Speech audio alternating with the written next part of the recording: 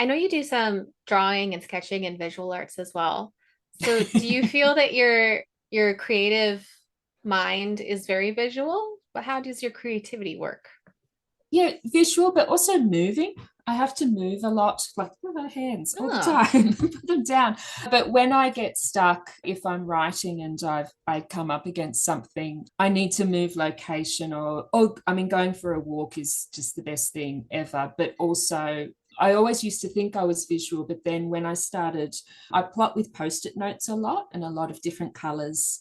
And so it's the moving between them that hmm. actually helps me when I have to come across and get a different colored note or those types of things. So definitely creative visually, but a lot more about movement. So the sketching moves me from my desk and I sit outside and, and I'm not very good, but I do enjoy doing it. And it's a different part of the brain that you are accessing. So yeah, it's sort of all those things happening at once. But Yeah, I also really love music. Like I can't play music, but I really love music. So just listening to different songs, and for every book I write, the first thing I do actually before I research anything is I put together a playlist.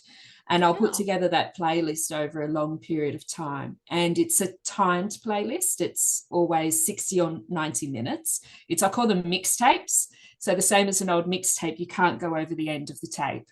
And so having that kind of creative input from other people definitely helps me as well. that's very interesting.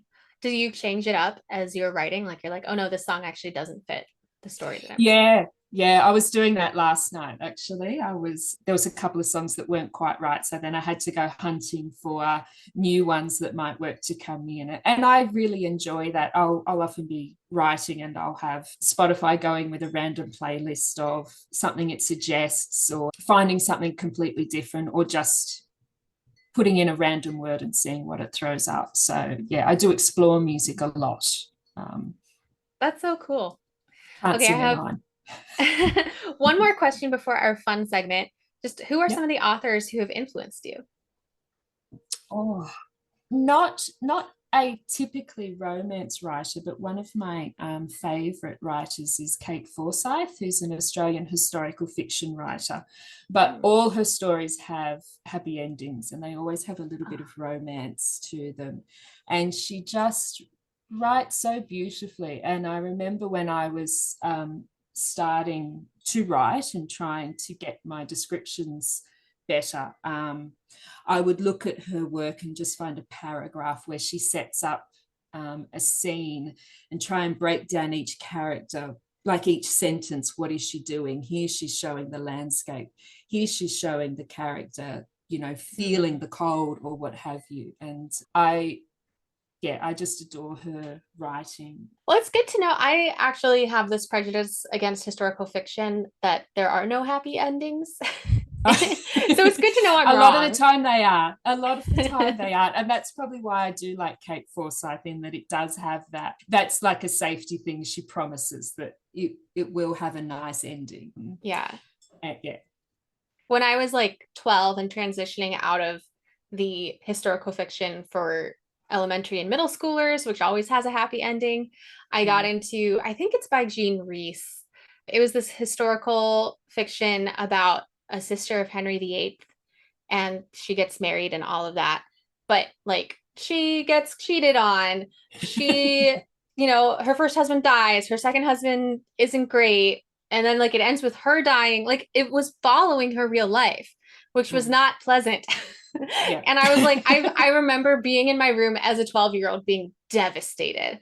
Yeah. And so I still have that wound that I'm trying to heal.